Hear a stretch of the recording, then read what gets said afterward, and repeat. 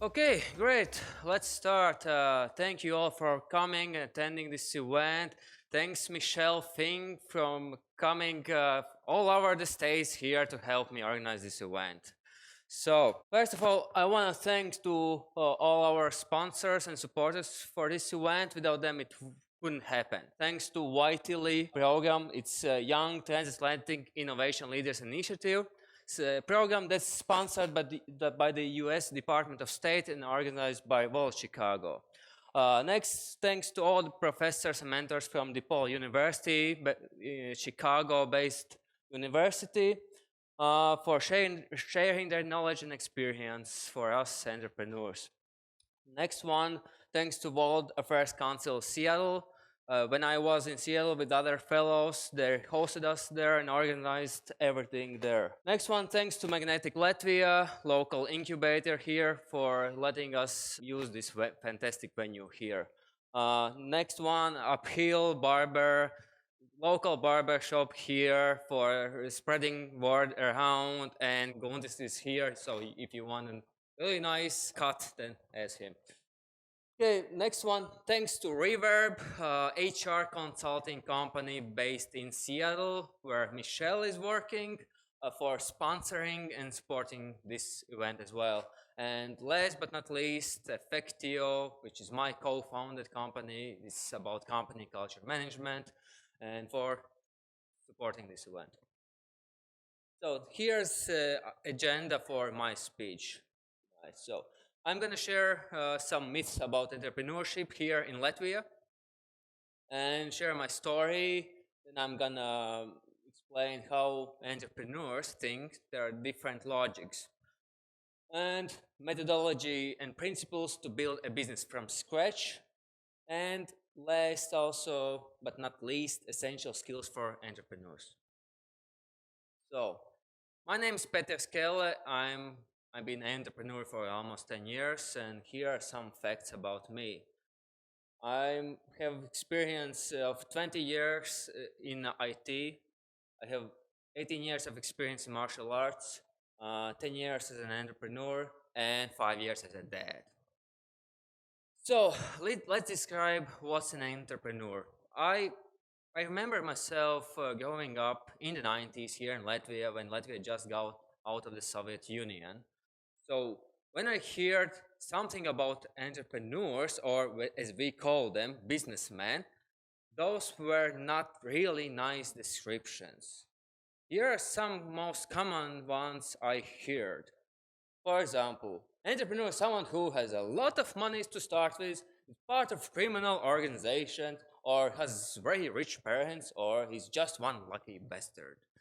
But things have changed, of course. We are not part of Soviet Union anymore, but I still hear some myths and stereotypes about entrepreneurs around. Also, as an excuse to not start his or her own business. One of the most common one is I don't start my own business because I don't have a lot of money. But that's not true at all. And we have this kind of thinking still in our subconscious and conscious minds, and we have to change it. So let's try again. How about this one? Entrepreneur is someone who is an innovator, solves real problems, creates value for customers, gives jobs to people, and makes money as a result of that. I think it's much better and it's more positive. And yeah, if I would hear something about that, I would maybe be more encouraged to become one. So here's my story. I have been an entrepreneur for about 10 years. I co-founded my web development agency called Empty Limits Digital together with my business partner. Some years ago, I co-founded my other company, Effectual, which is about company culture management. It's a platform.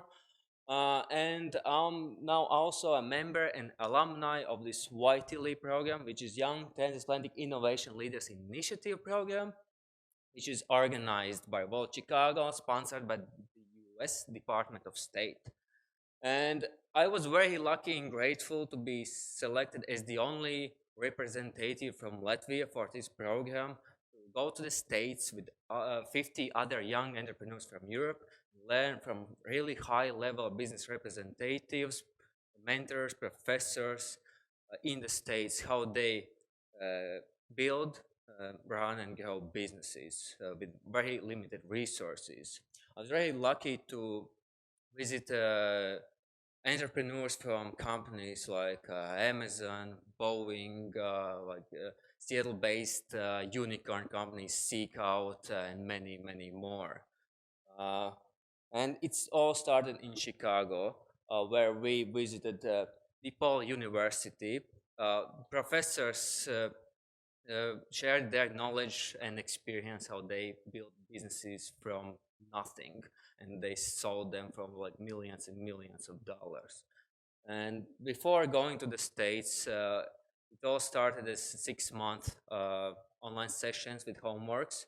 And the last month, we, went to the States and got really practical knowledge, and also we could work in the local company and learn from local businesses there, how they run their businesses, grow their businesses.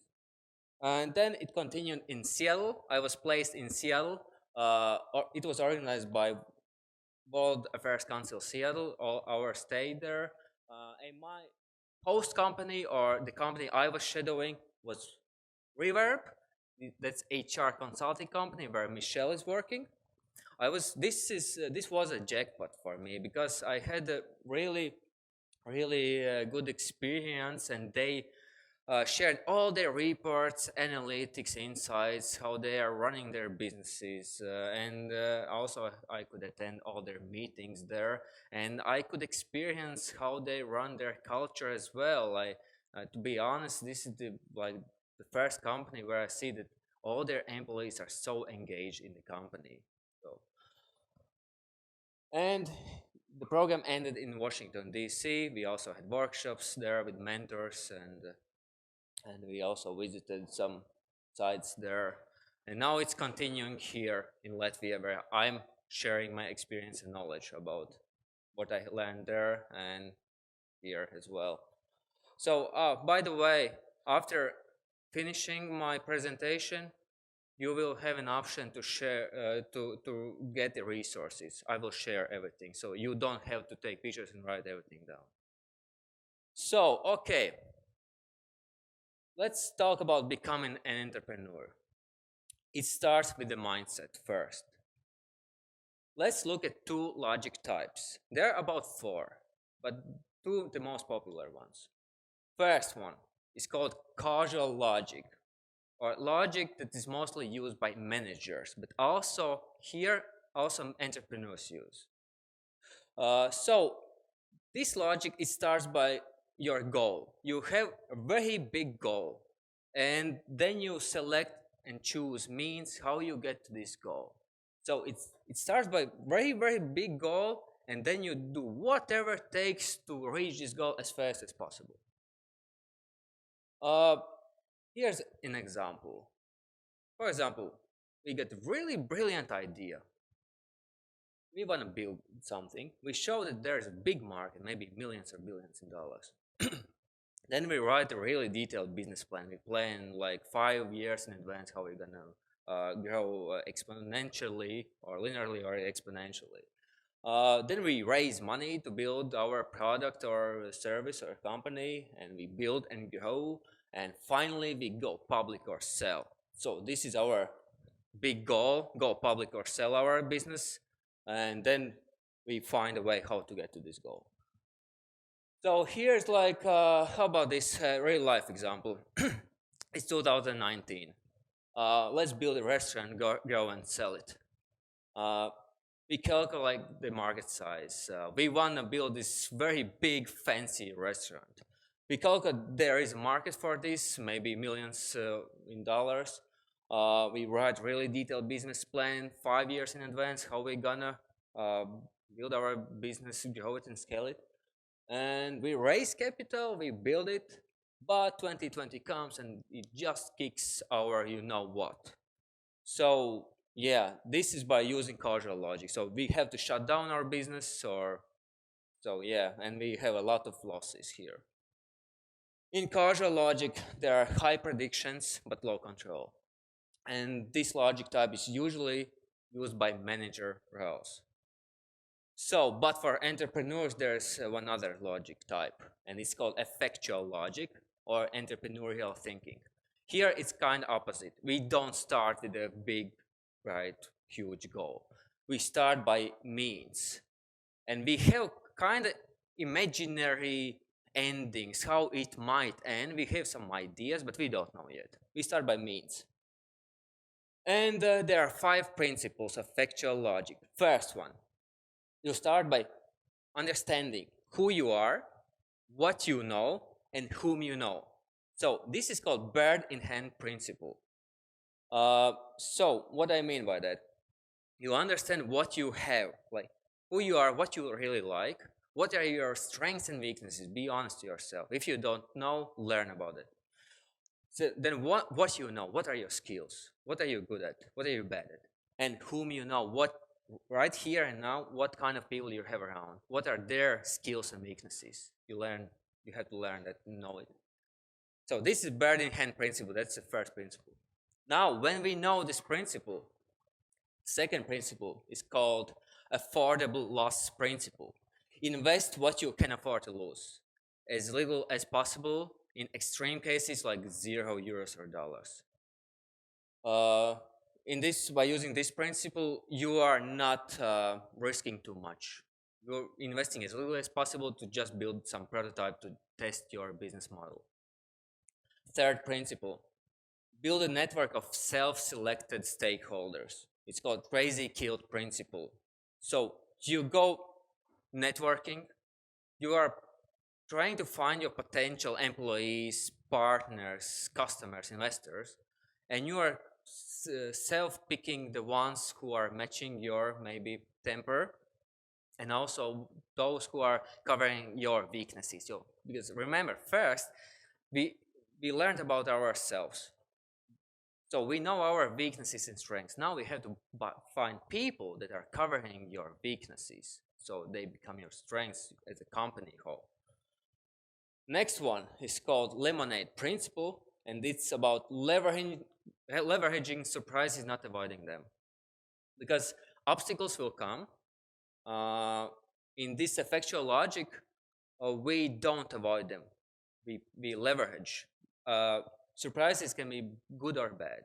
So we can pivot, we can change our dynamics, how our business go, in which direction. In causal logic, there are a lot of what if scenarios. What if this happens? What if that happens? So in effectual logic, we don't predict what's gonna happen. We just act when it happens. We are like more dynamic and flexible. So fifth principle, co-create the future with your clients and partners. It's called pilot in the plane principle. Imagine this. There's a corporate plane. There are pilots and passengers. If you are a passenger, then you are like comfortably sitting in your seat, and whatever is given to you, you just take it. If it's good or bad, whatever. Trend goes down, trend goes up. Plane goes down, plane goes up. You are just there. You are a passenger. You go with the trend. But if you switch seats, if you become a pilot, then you are changing the market together with your stakeholders, partners, and your customers. You are making new partners. You are not predicting trends. We cannot predict the future. We don't know what's going to happen in 6 months now. There are geopolitical situations going on now. Maybe the next COVID will come. We don't know that. So we just go and try to co-create the future. So why effectual thinking is so important? Well, because no business plan survives first contact with customers, maybe in our heads and imagination, maybe. Here's effectual logic example. So you start with yourself. Again, you understand who you are, what you like, what are your skills, what you have around. Then you build a network of self-selected stakeholders to build a business together, or potential customers. Then you look for opportunities. You start looking for clients that have some kind of problems. You try to look for problems to trying to solve them. Then you invest as little as possible. You leverage surprises, good or bad. You can pivot your business if you need it. And you pivot and co-create the future with your customers and partners. So real life example. Let's take the same example, what we had for causal logic. Now, let's solve the same problem with effectual logic. So it's 2019. Let's build a restaurant. This time, we don't have this end goal that we want to build this big fancy restaurant. We don't know what kind of restaurant, but we might look at this restaurant industry. So you start with what you have. You understand yourself, your skills in restaurant business. Are you maybe you're good at cooking, or maybe as a manager or a salesperson or marketing. So you have to learn that. And then you look for opportunities. Look, maybe other restaurants, they are not solving something. There are some problems. Okay, there's a niche. Maybe let's try that one. You invest little and build just a prototype, very, very small restaurant, just to test your business model, because we don't know if it's going to succeed and what's going to happen in 6 months. So 2020 comes with surprises, of course. Now we have two options. We shut down our business. It's okay, because we have invested just a little, as we could afford to lose. So it's okay, we can shut down, but the losses are pretty small. So another option, we pivot. How about we use our small restaurant as just a kitchen for takeaway orders, or office to maybe take these takeaway orders. Or we rent a food truck, we decorate it with lights and sounds, and every weekend or week we go to different districts, sell our restaurant food as takeaways near the apartment buildings with nice music, with cozy atmosphere, so people can enjoy their foods outside our food truck. So that's also an option. So we could do it because we are really small, and we could pivot easily. This is by using effectual logic. In effectual logic, there's high control and low predictions. And this logic is used by entrepreneurs, especially also in the States, as I experienced. Don't get me wrong, we need both logics. So causal logic is very good for managers, but for entrepreneurs who have to see bigger picture and they have to set direction of their business, they could change the direction. They set to their managers as KPIs and OKRs, and managers use causal logic to get to these goals. But entrepreneurs, they have to think a little bit differently. So this was about logic types. Now about methodology to build a business from scratch. So it's called Lean Startup Methodology. It was developed by Steve Blank and Eric Ries, Silicon Valley entrepreneurs. It's a scientific approach to get a validated market, to validate if the product or service is really needed in the market. Why do we need lean startup methodology? So first, because business model validation through experiments. We experiment a lot because we don't know, as business owners, we don't know what's gonna work near future or now what's needed really. We have to experiment a lot. And remember about being a pilot and co-creating the future. So if you want to be an innovator, you have to experiment a lot. What's working, what's not, because nobody knows. And the second reason is like the biggest fear that you will build a product or service that nobody needs. And that's the number one reason companies fail in the USA. It's a cool product, but no market. So there are 5 principles, again, for lean startup methodology. First one, entrepreneurs are everywhere. This methodology works for any side company. Even if it's just a small company that was built in garage or in an apartment building, less than 10 employees, or pretty big corporation, you still can use the same methodology. all the time when you're running your business. Second principle, entrepreneurship is management, flexible, learning oriented. So your management should be really flexible, and you have to learn. You have to be dynamic, not constant, dynamic. Your management should be dynamic, learning all the time and making modifications. Third principle, it's validated learning. Uh, find the problem first. You have to find a customer with the problem first. Don't start with your imagination. I'm so passionate about something, so I'm gonna start business about that thing. In the end, it might not work. Maybe nobody needs that product. So look at problems, observe, try to learn. There, observe the customer. Maybe customer doesn't notice something that he has some kind of problem that you might solve, and maybe reduce his or her costs. So fourth principle, innovation accounting.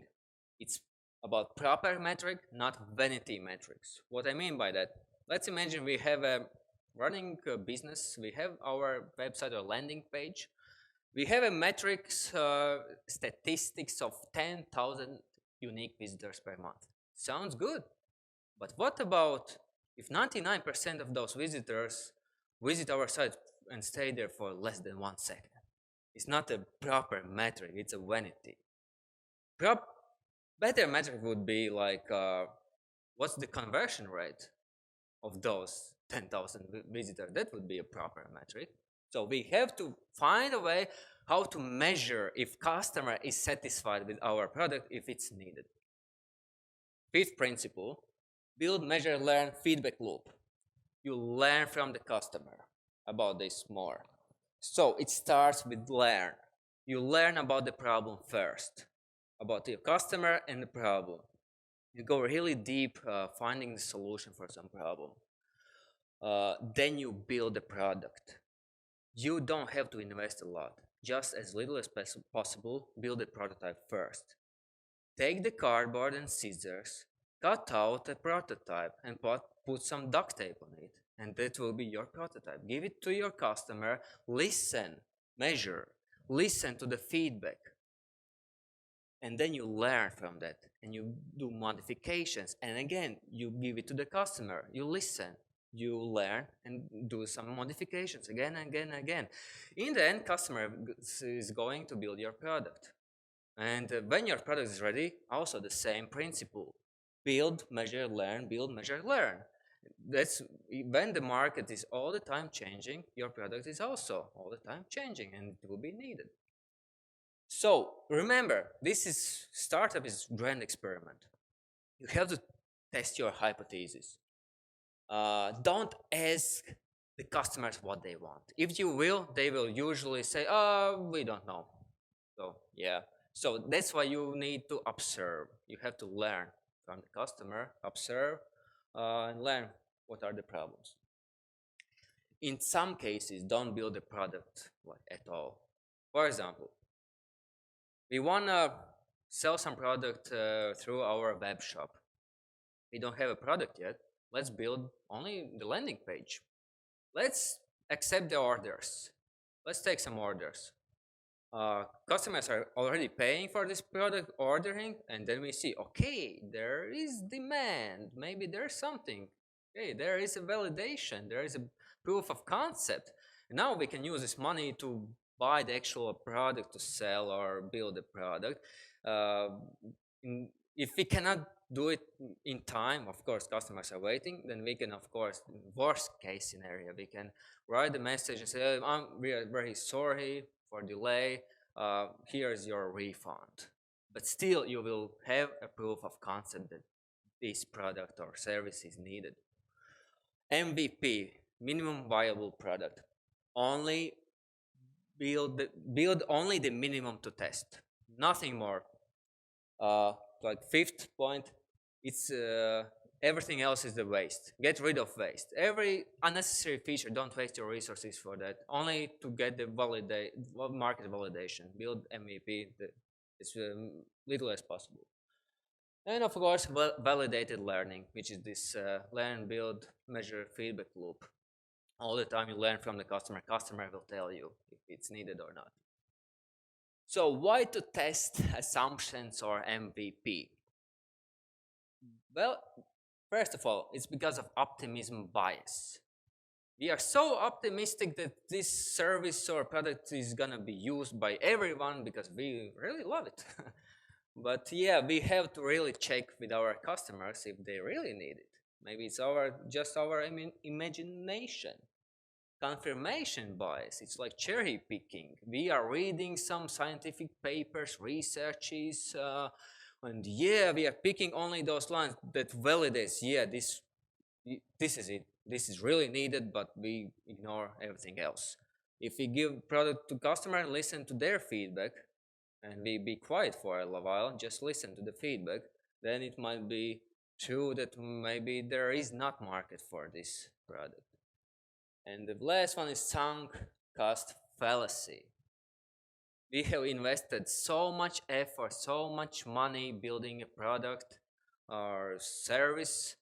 Um, Nobody really needs it, but we have wasted so much, we have put so much into it. We have to keep going, and then we will invest even more, and then we go bankrupt. That's why it's needed to build MVP and test it first. So now it's time to write really long business plan. I'm kidding. You don't need to write any business plan. This is enough. This is business model canvas developed by Alex Osterwalder. It consists of 9 categories, 36 questions altogether. So categories are key partners, key activities, key resources, value propositions, customer relationships, channels, customer segments, cost structure, revenue streams. So, and there are 36 questions. If you can answer all of them, then you might have a potential business, and this will be your business plan.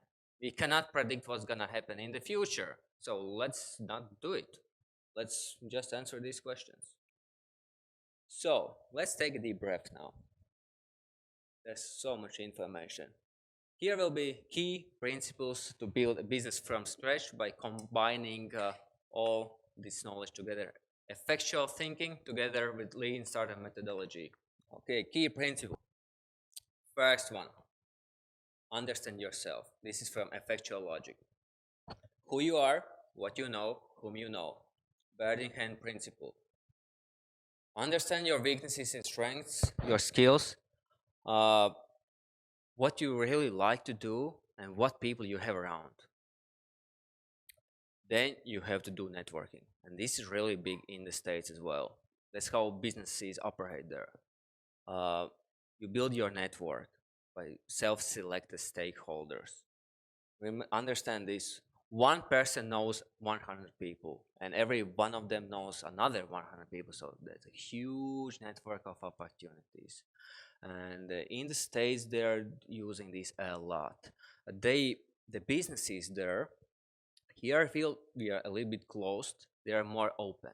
Even competitors, they are not really competitors. They don't compete. They partner, so they can take bigger markets.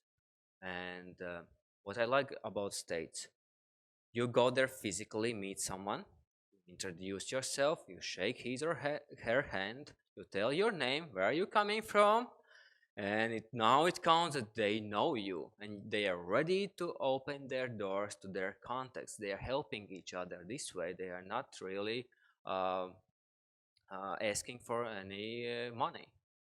And what I like, when I tell about my business, my ideas, the other person says, okay, this sounds really nice, but I feel that I cannot help you, but I know one guy who might, and he introduces me to this guy, and that's how I build my network.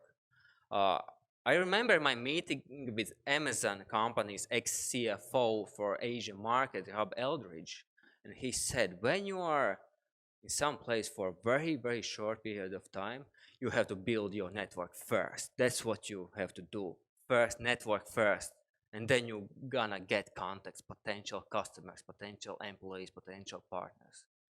It's about networking. Building a business is about networking. You have to really, if you're if you don't feel like networking, if you're feeling shy, you have to try to overcome this. It's not easy, but you can train yourself to do it because you have to talk. And where do you network? The question is. There are, of course, networking events around about business meetings as well, but you can also network everywhere. For example, taxi driver. Talk to taxi driver. You might find maybe the taxi driver knows some guy who's interested in your ideas, or go to when you go to grocery store or cafe, just start small talking. That's what they do in America. Actually, they do a lot of small talking, and at first I couldn't understand why they small talk so much, but then I realized it's a very good way to start. It's an ice break to start. It's an excuse to start talking with people. For example, I was in Seattle on the street waiting for my food, which I ordered from a food truck. And one guy said, "Hey, you have a nice beard." I was like, "What? What is that question?" Then I switched to this is an opportunity. I started talking to this guy. I was asking, "Where are you coming from? What are you working for?" Oh, and it was really nice conversation. And that's how you can find really valuable people. Maybe he's a software engineer and I need one. Or maybe he can connect me with someone. So the small talk for us is difficult, I know, but it works, and there's an excuse to start talking with people. So I also like this one, that network equals your net worth. So be mindful with what you are hanging around. And contacts lead to contracts. So it's all about people. Customers are people, partners are people. Third principle, find the problem first. Remember, number one reason companies fail in the States is cool product but no market. So that's why we don't start with your imagination. I want to build this awesome product. Find the customer with the problem first. Look for opportunities. There are many opportunities we can solve. For example, customers, you're observing customer. You see that he or she is wasting a lot of time doing some manual work, for example, and he or she doesn't realize that. Now we observe, okay, we have an idea how we can optimize the work so the customer saves his or her time and also money in return. So that's one opportunity. You have to answer these three questions: why, what, and how. If you can do it, maybe there's some business potential. So, fourth principle, build a prototype, MVP, minimum viable product. Nothing more. Just invest as little as possible. We need a prototype. Remember, take the cardboard with the scissors, cut out the prototype, take the duct tape and build some kind of magical object and give it to the customer. Listen to the feedback. If it solves anything, customer will build your actual product. So listen to the feedback, customer will build it. So you have to test your idea first. And this is build, measure, learn feedback loop. So you have this prototype, you gave it to the customer. Then you need this proper metric. Think about proper metric. How are you gonna know that it's needed? Is there a kind of survey? Is there some questions? Just think about the way how you're gonna properly measure that it's needed for the customer. So customer will give you suggestions, or he or she will say this really doesn't work. Then you will know, okay, there's no market. Maybe give to another customer then, or maybe to another in another industry. There are a lot of cases like this. Business, really nice business product. It didn't work in one industry, work in another one. So you give the product to the customer, you measure, you listen to the feedback, you learn from that and figure out how to modify the product so it's more usable for the customer. Again, you give it to the customer, you listen for the feedback, you learn, you modify your product, you give it to the customer, you learn, you modify your product all the time. Not when starting your business or product or service, but also when you already got there. All the time, then you are feeling the market. You can adapt all the time because your product might, even if it's really big now, maybe in 1 or 2 months it will not be needed that much. So, sixth principle, now you have to build the actual product. You have a working prototype, you got the proof of concept, customer has validated, yeah, fine, this solves my problem, it brings some value to me. So now you can build the actual product. Uh, and now you have to calculate what you need, the numbers, how much money it will take to build the actual product, what kind of people you need, employees, marketing, sales guys, managers, accountants. So you calculate everything, and you complete this business model canvas. This is your business plan, answering only 36 questions. But if you can do it, then you can have some potential business there. And now it's time to do networking. Now you go to places or events and try to find people that are interested in your idea, and with who you click. You have this click. Oh, I would like to work with him. Not because it's really nice to communicate, but he or she should bring some values, cover some of your weaknesses, maybe, so that your weaknesses become company strengths. So you are doing networking. If you need a capital, you try to find angel investors, VC investors, incubators, the accelerator programs. There are government grants. There is free money out there. Just go and take it. So that's why you have to network. And again, when you have built a whole thing, you have a running business, you have a really nice product, you do the same: build, measure, learn, feedback loop. All the time you're listening to the customer, all the time making modifications. Then your product or service will be really needed all the time. Okay, this is about it. Now I will give you some extra essential skills for entrepreneur that will help to build the product and the business. So first skill is questioning everything. Asking questions to understand why and how things might be changed or disrupted. So if you are hiring employee, you have to ask the right questions. If you're really hyped about some business idea, oh, I love it, I would like to join it, but start questioning, and you will realize, okay, it's not actually that good, the numbers are not that good. So this is one essential skill you have to learn: questioning. The second skill is observing, carefully watching customers, product, services, companies to get insights and ideas. Remember about finding the problem first. It's observation. You observe. You look at the client, the potential customer, and try to learn the potential and trying to find the potential problem. It's observing. This is when you have to go. When you are questioning, you are talking all the time, talking. When you're observing, you have to be quiet. Now it's time to be quiet and really observe. That's how you learn. You get more information in your head. Third, networking. Now it's time to test ideas through a diverse network who vary widely in backgrounds and perspectives. This is really essential skill. In Latvia, I know we lack this skill. We should start networking more. We build a network of individuals and with who we can run business or potential, and we can find potential customers as well. Fourth, experimenting. Visit new place, try new things, seek new information, experiment to learn. Because we don't know what's gonna work. We are building a business. We don't know if that's gonna work. Remember about this pilot? We are co-creating the future. We are experimenting.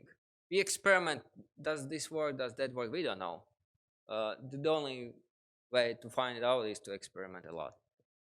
And the fifth one is by combining these four other essential skills is associating.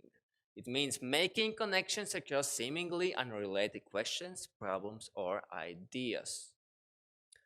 What I mean by that? So we combine questioning, observing, networking, experimenting. Then it leads to associational thinking. We are making associations. We are seeing problems or potential business opportunities where others don't see. Because we have these other skills, we start to see them. There are opportunities. We're training our subconscious mind. And then it leads to innovation and growth. We become innovators. We are creating new markets. We are creating new products. That's why you need these essential skills and to become an innovator. Now it's your time to take action. So I shared my experience, what I have learned in the States, and also by working as an entrepreneur. Now it's time to take the action, take these knowledges, and please start doing something. Don't waste your time otherwise. And thank you so much. You can scan this QR code for all the resources I just presented to you. It's all there. Please, I'm happy to share and happy to help. So, before we move on, do you have any questions? Okay, I have an idea. I have a proof that it's a good product or service, and then I start to think where I can find the money. Yeah. So, okay, government is one. Yeah. But where should I? Yeah, networking. So first, yeah, you're passionate about some idea. You see that there is potential market, some opportunity. Okay, if you can build a prototype first, that's okay. That's cool. If not, if you need more resources to do it, then you should network. You should talk to people around. Attend these business events, networking events. Start talking to people because, for example, Latvia, if you know, for example, one really high-level guy in marketing, he probably will know some other 100 guys that are also really high-level. So if he's interested, wow, no, yeah, I see there is maybe some potential. I can connect you with someone, or I can go in business with you. So networking is the answer. And probably the same works around kind of if I have money and I need idea, just networking. Yeah. That's how they do in America. They have these founder nights, these events where founders are pitching their ideas, and then they invite startup owners and investors, and they network all the time. Network. Okay. That's how they work in the States. Hi everyone, I'm Michelle. I'm visiting from the US and I'm here because the program that we talked about earlier was through the Y-Tilly program, and the US Department of State decided that they wanted to do a reverse exchange. And so I am now here to share what I know with you. And I've just been all over Latvia this weekend and this week, and I still have many days left. And it is just so beautiful here. I'm so thankful for this opportunity. And I have a lot to share. So if we I don't mean that in length. It sounds like I'm going to be up here forever. It's about 30 minutes if you need to like gauge, how long you'll be sitting here. But I just mean that afterwards, like one-on-one, I would love to share like any like business solutions that I've worked through. As Peteris shared, we're like, my company particularly is very eager to share knowledge, and I work on the operations side. So I have done a little bit of everything, as I'll share in a minute. But right now, I'm the director of operations at a company called Reverb. They are an HR consulting firm in Seattle, Washington. And if you don't know where Seattle is, if you've ever heard of Starbucks coffee or Amazon, love both. They were founded in Seattle and headquartered there, so it's a very big tech bubble. And so my company is there. And fun fact, believe it or not, this is my first ever trip to Europe. So I am starting in Latvia, which I never thought I would be starting in Latvia, but I am, and I'm actually staying, and I'm going to go continue on to France and Italy after, since I'm already over here. And it was a very long flight. So for my talk tonight, I want to share a bit about my story, how I started how I started in the working world, I guess we could say, and how I ended up in the business world. And then 3 key things that I think are really important that I've learned after working with small companies and founders. And it's a bit less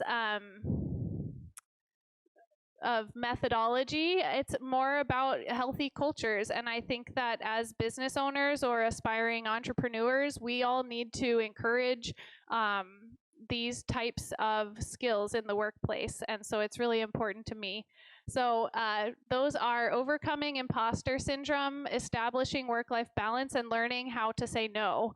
And then at the end, if we have time, I'm going to share practical startup tips, and I hope we can have a bit of a conversation on maybe like some problems or tools or, you know, anything business-wise that you're curious about. So to start,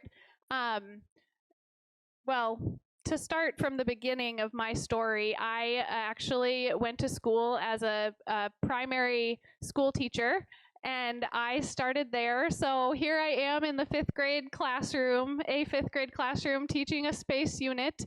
When I was little, I had always wanted to be a teacher. That's kind of like what I went towards up until college, and I got my degree, I went through my internship, and suddenly I decided, no, I don't want to be a school teacher anymore. So I actually moved into hospitality. So I was really interested in food and beverage service, and I worked at Walt Disney World, and then I worked at Marriott hotels. And so I would say at this point, I'm like pretty happy because I started as a server, and then I moved up to like event management, and I was just, you know, trying to build a career and experience. And I was about 24, and I did start to feel like I wanted to move out of my comfort zone. And at the time, I was living where I grew up, and that was in Florida. So that is there. And I was working for Marriott at the time. Walt Disney World was actually my first job for about 5 years, and then I moved to Marriott. So I was with Marriott for a while, but still in my home state where I grew up. And I was offered a promotion at Marriott, and it was very exciting, but it would require me to move to Washington State, which is the furthest possible distance you can go across the U.S. And my parents were not very happy at all, but they drove me to the airport. I packed up my hiking bag, and I went to the airport, and luckily I got off the plane, and I found the apartment that I had fully arranged over the phone, and I'm like feeling super independent and, you know, just kind of exploring, right? So I went for that promotion, and I'm in Washington State, and let's see. So after a year of working at that Marriott there, I had made some friends, luckily. Made some friends. So one friend, I remember them saying that they had this office manager position open at a business, and they thought that I should apply. And the first thing I'm thinking is like, I've never considered anything aside from teaching and working in the hospitality industry. And that is a very, like, those are 2 of the most common career tracks for women in the US. It's super common. I mean, I wanted to be a teacher since I was a little girl. Like, a lot of women in the US actually do want to be teachers, and it's hard to break the mold and like move into a different area that is it does tend to be dominated by men in business. And so I the next thing that I thought about after he shared this with me was all the ways I could fail. So I'm thinking, wow, I don't have a business degree. I have an elementary education, like college degree. Like, there's no way I can do this. I have no idea how people even work in an office. So they're not going to want me. They're not going to like me. So I'm like thinking of all the ways I can fail before I've even applied. And luckily, this friend, you know, they saw qualities in me that I didn't so easily see in myself. And a lot of our friends would do the same, actually. So that's the first thing I want to talk about and the first piece of advice, and that's overcoming imposter syndrome. So that, according to the Harvard Business Review, imposter syndrome is doubting your abilities and feeling like a fraud at work. And a lot of times we miss out on opportunities because we talk ourselves down before we've even tried.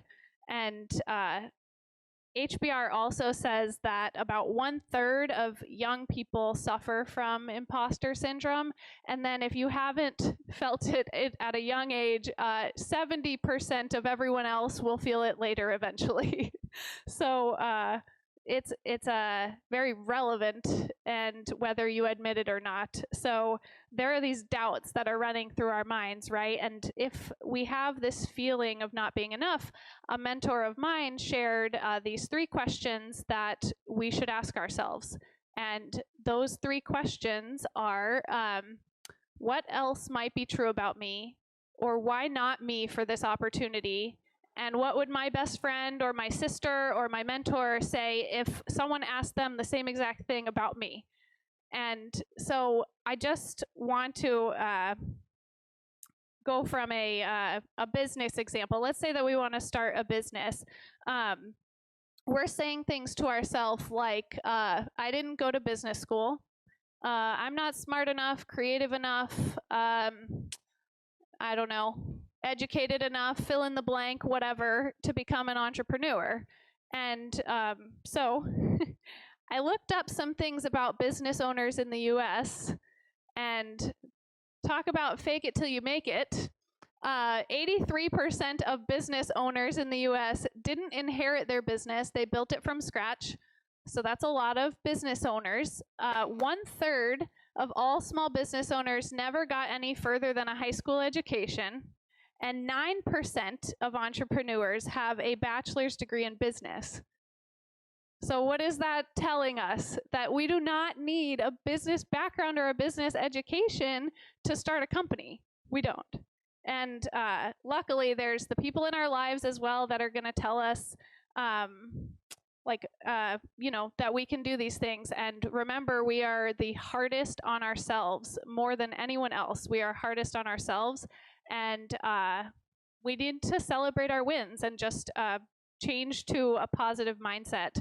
And then remember to, you know, pause and think about this. Ask yourself these 3 questions that I shared. Think about these stats in the US of business owners. And that's that. So back to my career's life adventure here. You're probably wondering, did you apply for the job? Because we kind of segued there, but let's go back to me. Yes, I applied for the job and I got it. So now I am the office manager at a financial tech company. Never worked in finance, never worked in tech, but I get to be the office manager. Super thrilling. And I started working, it was a small company and it was a startup. And so there was a lot to be done, a lot to be done. So once I got like my basics down, I started being super nosy, and I started poking around in other areas of the office, and I started helping the finance team, the marketing team. We didn't have HR, so I decided I'm going to be the HR person too. And project management, and then we didn't have customer service either, so I decided I was going to do that as well. And I mean, at a startup, you can do anything, and you just pick it up and you do it and you learn, and it worked out really well for me. So I gained a ton of experience. And as you can probably gather here, I'd become involved in way too much. A ton of stuff, and the business was growing, so you have to break that up at some point. I did decide I'm going to stay in operations and have ever since, but this is a point where, you know, you decide, what area do I love, what do I want to do.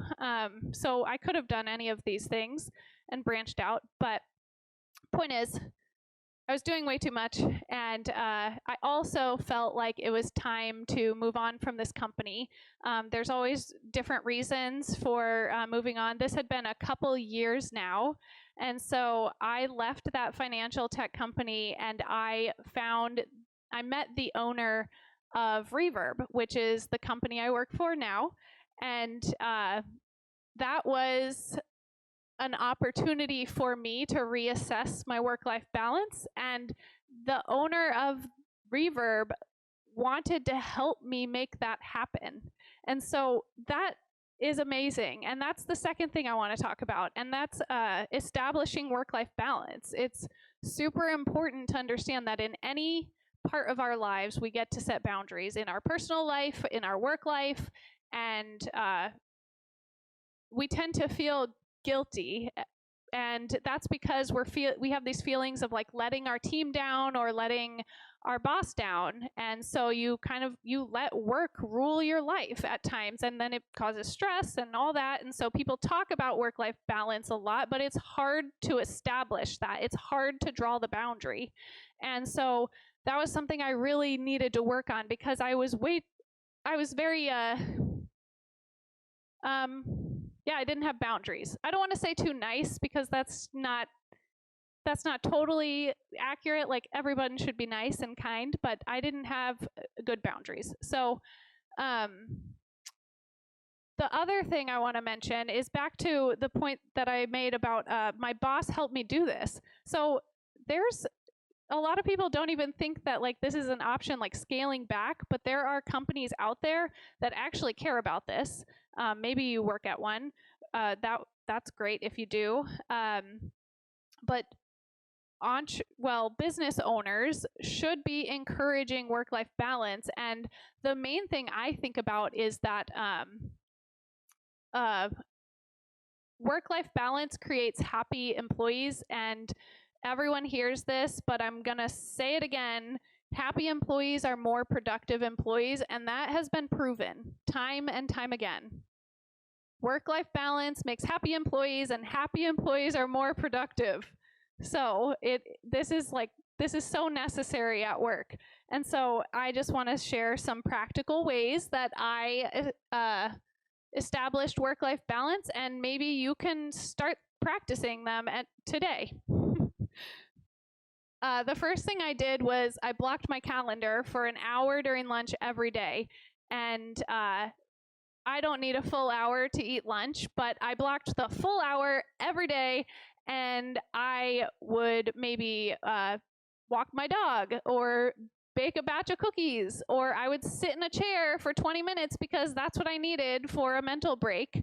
And it helped a lot, actually, and I still do it.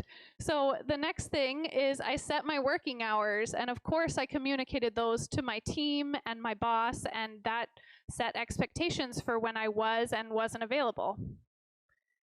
The next thing, I turned off notifications outside of my working hours. I was a victim of the email notifications and the messaging app pings all night long, and it was very triggering. I always wanted to answer, so I just turned them off. And I actually told my team, I don't really get the notifications after 6 p.m. So I might look by choice, or I might not. So you'll hear from me in the morning, and it has not been a problem at all, as long as I communicate and let them know this, of course. And then this one is interesting. I requested feedback on my performance. And so you're probably wondering, how does that relate to work-life balance? Feedback, performance, work-life balance. So the key thing here was that I was definitely one of those people who feels guilty when I say that I have like a personal thing to do. I feel like I'm letting down my team or my boss. And so by asking for feedback, if I'm hearing that I'm meeting expectations, I'm exceeding expectations, I'm doing a good job at work, how could I possibly feel guilty? And so that totally eliminated that guilt for me. And then the last thing I did for work-life balance was I started to say no. And this can be kind of a contentious one because it's really hard to say no, but I think that there's a misconception on saying no. It's not just saying no and walking away, or just writing a short kind of blunt email that says, "I'm sorry, I don't have time for that," and letting it go. I don't recommend that, because you're never going to do it again, because your boss probably isn't going to receive that super well. So a lot of people think that people like me are standing up here and saying yeah, just say no, and it'll be fine. No, that will not be fine. So it's a conversation, and it's a a compromise. It's a conversation opener. That's what it is. I mean, we should be saying no and being proactive about finding alternative solutions with our team and with our boss. So the first thing that I recommend to approach saying no is, for one, let's start with assessing our capacity in the first place, because you need to have data on why you're saying no or why you don't have time. And in the operations field, I use data all the time to assess risk, to make business decisions. So why not use it to measure my capacity and measure my own? And so you can use a stopwatch, you can use a time tracking app. I've actually broken out my time tracking app into different buckets. So I'll log my time in and out onto different categories. And so I figure out how much time are you spending today on marketing, and how much time are you spending today on finance? And then I look at it throughout the week or the month. And basically I now have data to arm myself for those conversations, to say I'm actually spending 70% of my time on finance every week. And so we need to start considering outsourcing a finance support, because if we want me to focus on these 5 things, right here, I'm spending hours on this other thing that maybe you aren't prioritizing. So I recommend using data. The next thing is to evaluate the request. And so when you're now that you know your capacity, if you have room on your plate or if you don't have room on your plate, let's figure out how big or how small is the request. How much time are you really asking for with that little project of yours? First, collect the deadline, the scope, all the basics, so whatever added details that I need to know. And then, very important, am I working on this alone, or am I working on this with other people? And also, are there going to be stakeholders that are going to need me to report regularly on my progress? And one thing that I do is I keep a list of my priorities, actually. And if you're hearing this at all, I sound pretty type A. I kind of am, but I do keep a list of priorities, and I resort them. I promise it doesn't take much time out of my day. I update it every couple of weeks, and I'll move things up and down the list. I'll remove things if I've completed them. And the great thing is, and I think the key here is that I shared it with my boss, the owner of Reverb, and she and I have it pinned to our one-on-one calendar invite, so that if discussion comes up where I'm feeling overwhelmed or stressed, I can pull open that document and say, all right, well, there's all these other things on my plate right now. What else, what do we want to move around? Because we need to assess how much time you're wanting to spend on this new item. And then the third is be honest and straightforward with yourself and with others, because it can feel really good in the moment when you are saying yes, and then the person is, that feel so grateful to you, and it feels all warm and fuzzy to you because you're able to help. And then when the deadline shows up and you weren't able to meet that deadline and you weren't able to help, your team is not going to be very happy. They would have been happier if you would have said no or opened that conversation to other options. We'll go over some examples, because remember, it's not just saying no, but opening that conversation would have been better and would have led to better outcomes. And it's all about relationships at work, and you want to have a good relationship with your team and your boss. So here are some ways that I say no that you can start using today as well. So the first one is called the trade-off, and this is just super simple. I use that list of priorities and I say, I'm working on all these things right now. They're taking up all my time. What should we deprioritize? And then the conversation goes from there. Your main goal is you want to trade the request for some other items that are on your plate. Then we have added help, which a lot of times we don't ask for help, and so we should be asking, I don't have time to work on that right now, but I have some thoughts on how we could get this done if we add a couple more people, or if somebody else wants to take this other thing that's a little easier, I can lead this new larger project. And then we have the extension. I'm overwhelmed with XYZ right now with blank, and I truly, truly care about supporting this. This sounds fantastic, or it sounds like it would be of great value to the company. But you're looking at a December deadline, which I can't do. If we move the deadline to March, I can commit to that. The last one is a bit more advanced. So this is unnecessary work. This would require you to think about that, evaluate the request stage, where you should be thinking as soon as a request comes across your virtual desk, when a request comes through, like, what exactly are you trying to do here? And like, ask for the goal. Like, what are you trying to get done, or what challenge are you trying to solve, or what problem are you trying to solve? Because the worst thing is asking for things, like, or doing the work that then at the end, whenever you're done, it's like, oh yeah, that actually isn't, that won't work. That's not actually what we were trying to solve. And then, you know, you didn't even challenge it. You eventually you get to the point where you've worked on quite a few things that you start to realize, like, will this connect to the end result that we want? Will it be of value? And so I think that this is a really important skill to move towards. And it doesn't have to be confrontational. It's just a conversation. Can you share more about what you're trying to accomplish? And then kindly, I'm not so sure this item is going to contribute to that. And that's it. Then you go from there. So, pausing. So I've talked about imposter syndrome, work-life balance, and learning to say no.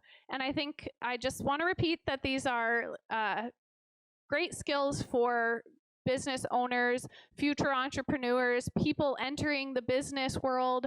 It's really important to acknowledge these and encourage them if you're managing people, if you're leading people, and then, you know, build on them yourself as well. And they are not learned overnight. They are learned over years and years of practice. I do not have these down. I just really care deeply about them. And so I practice them every day, and it is really hard. So it is not a light switch on and off situation, and it's continuous learning. So speaking of those healthy businesses that encourage employees and make happy employees, because we love happy employees, there are some myths around businesses, and one of those is businesses are just out to make money and take advantage of people, right? Yeah, unfortunately, there are some. There are some companies like that, and there are a lot of healthy companies as well, and they promote healthy business practices. They promote sustainability. Random thought: we went to the Baltic brand event today, And it was really great because they focus so much on companies that promote sustainability, and it so aligns with the expectations that people have for businesses in the US and probably here. It's just growing. And the people who have these expectations are the customers and the employees. So you can't get away with bad business anymore. The customers aren't going to hire you, the employees aren't going to work there. So customers in the US are developing supplier screening policies, and I'm in operations, so I fill out all the supplier screening forms, and I see them all the time now. They want to know, are you offering health benefits to your employees? Are your materials ethically sourced? Are they environmentally responsible? And then they're not stopping there. They are reviewing it and then deciding if they even want to work with our company. If we don't have any type of social initiatives or environmental initiatives or good ethical practices, they're not going to hire us. And then on top of that, we have employees, especially Gen Zs. They're asking questions that employers have never been asked before. Since I also work on the HR side, there's been a lot of interviews with Gen Z who are entering the workforce, and they're asking questions like, do you provide mental health benefits? Do you have diversity goals? Do you donate a portion of your profits to charities?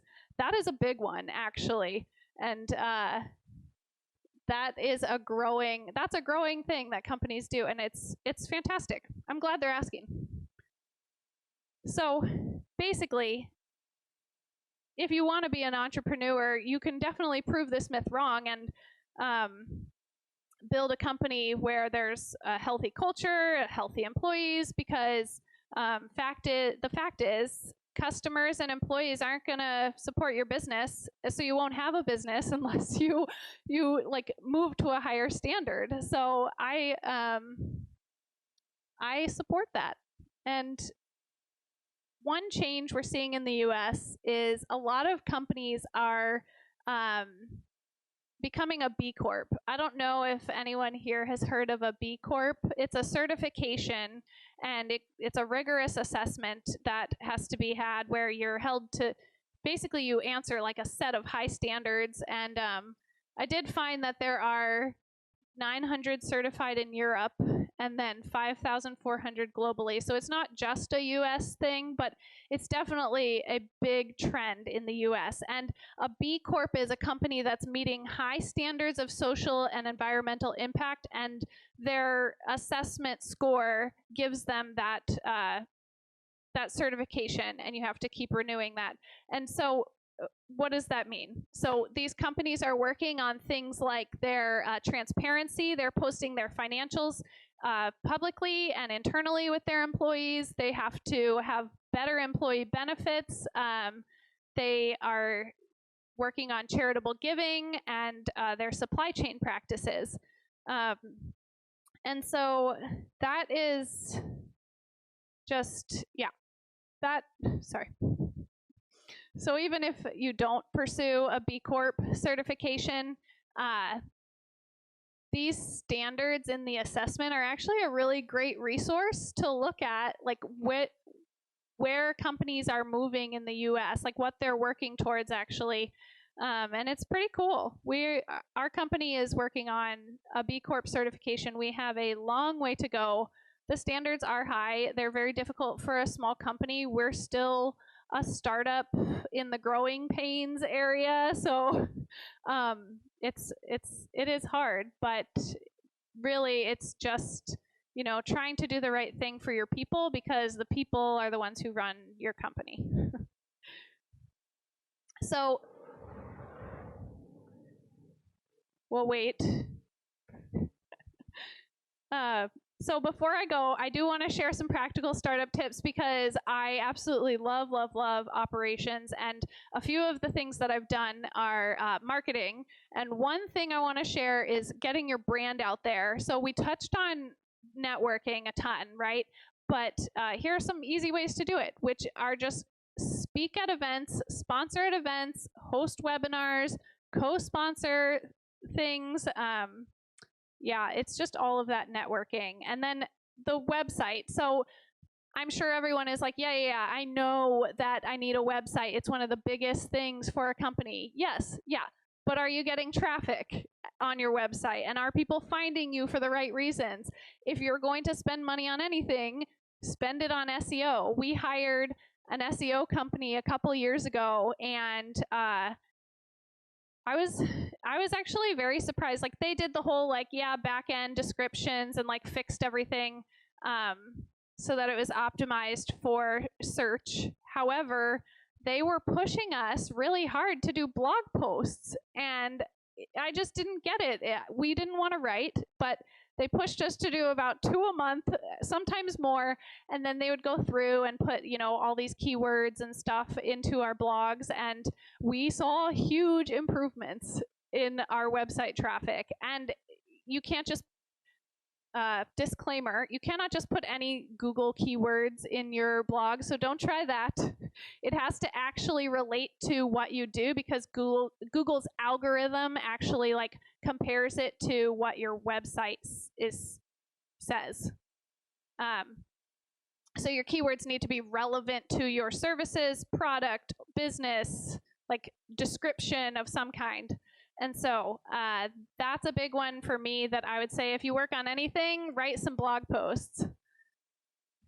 The next thing is tech stack.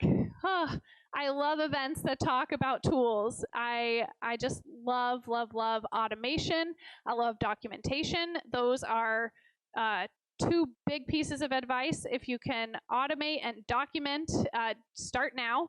And then afterwards, ask me any questions about certain problems and tools I've seen to solve that. I love talking about stuff like that, but I'm only sharing the most fundamental of tools that I think are important here. And to start, you need a CRM. So I've put these in order in which I have found most small businesses implement. So first they start with, well, a website, of course, but we're skipping that. So CRM, it's you need a way to manage the people you're talking to and your customers. And then you need a marketing software next. So you need a way to then talk to the people that you're meeting, your leads, you need to write newsletters probably and track your signups and whatnot. Then you need a bookkeeping system for your financials. At the financial tech company that I worked at, one of the biggest blockers to funding was messy financials. Bad.